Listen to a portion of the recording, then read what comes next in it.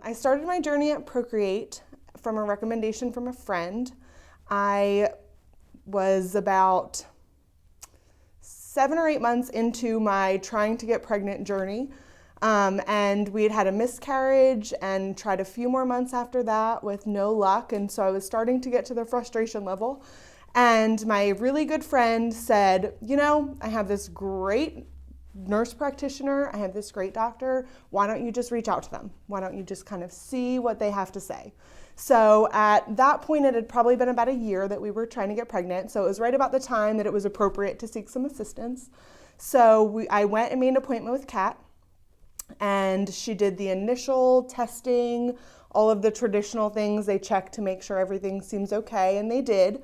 They couldn't quite figure out what was going on. So after that, we did, I believe it's called an HSG, a hydrosonogram. And that discovered a polyp in my uterus. And that's when Dr. Perez came into the picture. He went and did a DNC to remove the polyp. And that's the interaction I had with him. It was wonderful. He was so caring, so thoughtful. I felt so comfortable with him through that whole journey. After that, we spent a few more months doing natural trying to get pregnant with no luck. After that, we tried IUI, intrauterine insemination. We did that for 1 month, unmedicated, with no luck.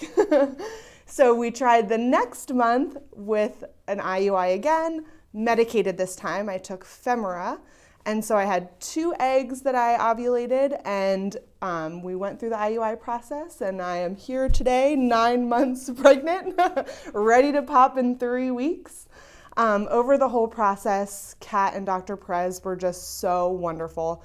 I felt so cared for. They genuinely wanted to see success, and I did too. My husband and I had such a wonderful experience with them. One of the best parts of the clinic I found was the staff.